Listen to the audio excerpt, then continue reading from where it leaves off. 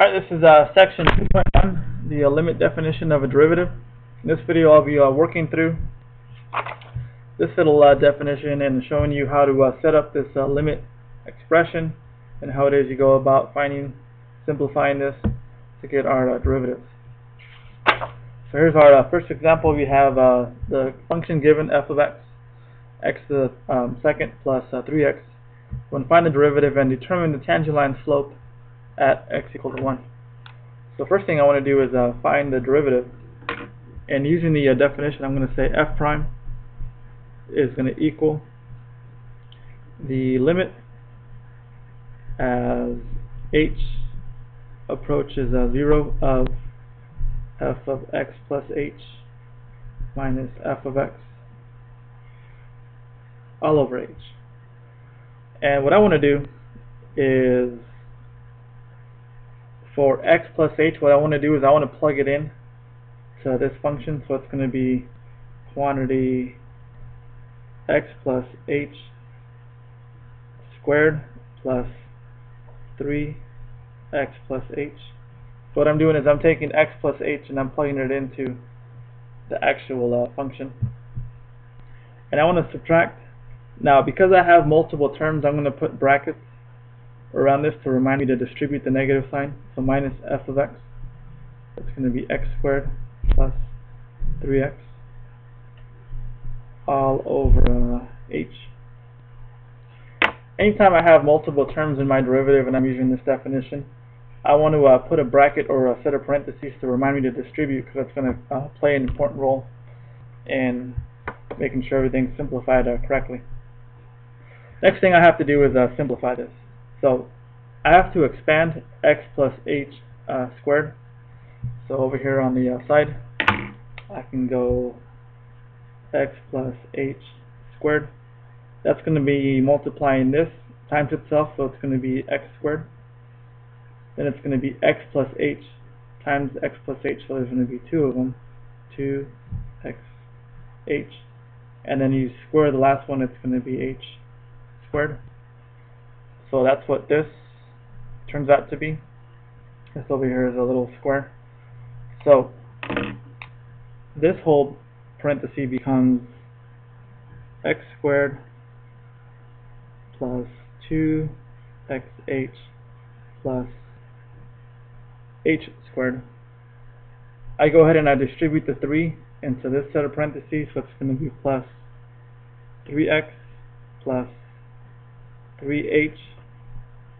I go ahead and distribute this negative into this bracket that I have over here. It's going to be minus x squared minus 3x, and it's all going to be over h. Again, I'm taking the limit. H goes to 0. Then I want to simplify what I have. I have this positive x squared. I have this negative x squared. So this cancels out. I have this positive 3x over here. I have this negative 3x over here. So this also cancels. And I can kind of clean this up a bit. This is going to be 2xh plus h squared plus 3h all over h. I'm taking the limit, h going to 0. Anytime you have a limit at this point, you want to go ahead and plug it in. You want to substitute h for 0. So this becomes a 0, 0, 0 over 0. So a quick substitution gives me a 0 over 0, which at this point you should know to be indeterminate.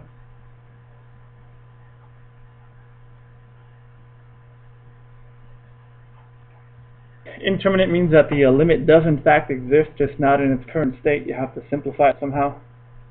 You should recognize that all three terms in the numerator have h in common. So I'm going to go ahead and factor out the h. So it's going to be h quantity 2x plus h plus 3 all over h. I can again reduce this and this.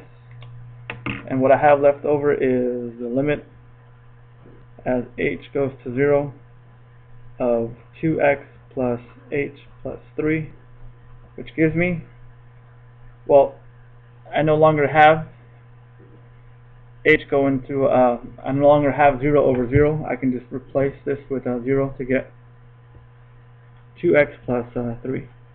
So f prime, my derivative, is equal to 2x plus 3.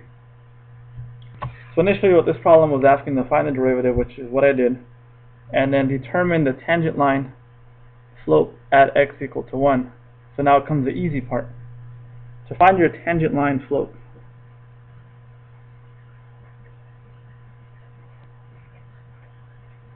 all you have to do is evaluate the derivative at the point.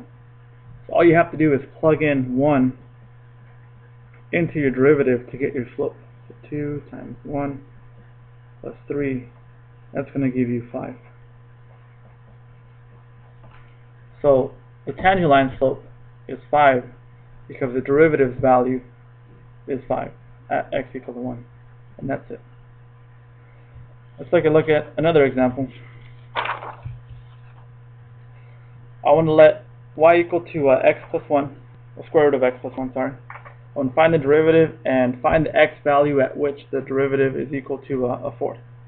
Alright, I'm going to do this in a different color. This is going to be now y prime is the same thing. I have to find the limit as h goes to 0. I'm going to substitute square root of x plus h plus 1 minus square root of x plus 1. It's all going to be over h. Again, I'm using the exact same definition. I'm just plugging in x plus h minus the function. In this case, it's square root of x plus 1. So it gets the x plus h over there. Alright. If I plug in 0 at this point, I end up with the indeterminate form because this is going to be the exact same quantity once h goes to 0.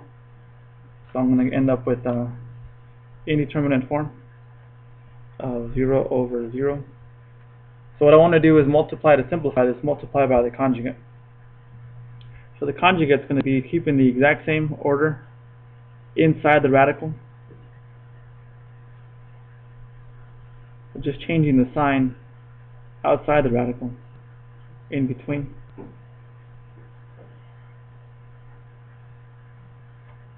Multiply the same in the bottom and the top. This is going to be square root of x plus h plus 1 plus. Okay. So all this gets multiplied together. This square root times that square root becomes just x plus h plus 1. The whole part about the conjugate, this and this cancel out. And then when you multiply this negative times this positive, it becomes negative. And again, I want to put parentheses to keep everything lined up.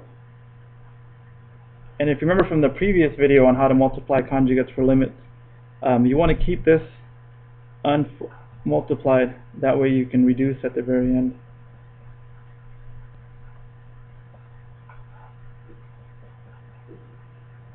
Okay. And again, I'm taking the limit h goes to 0. I go ahead and simplify some more.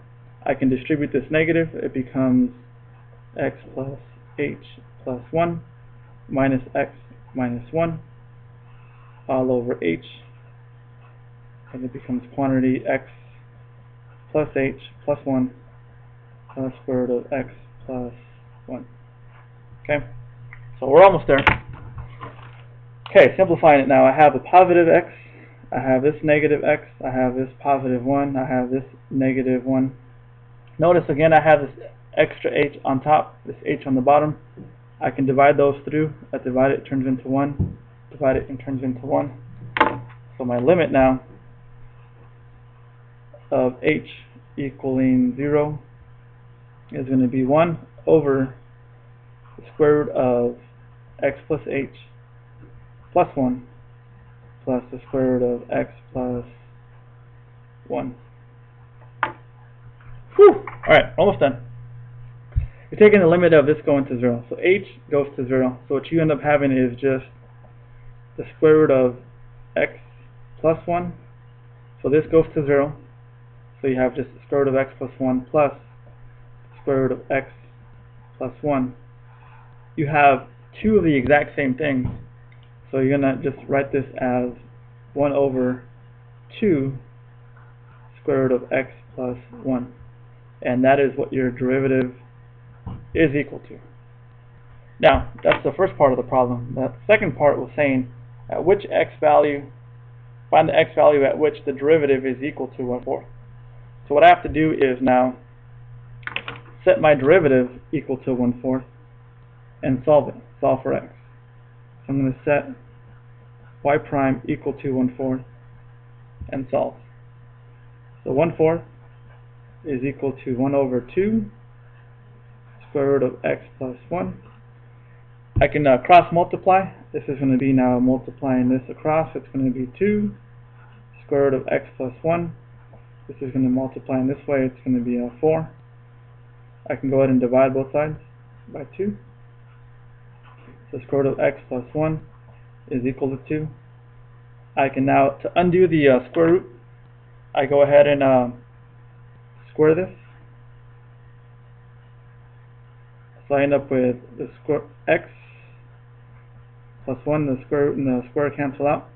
End up with 4. And running out of room over here, I can say that if I subtract the 1 over, it's going to give me x equal to 3. So my answer is x is equal to 3. So the point where this has a slope of 1/4, the point where the derivative is equal to 1/4, is x is equal to 3. And my derivative is given to me right there.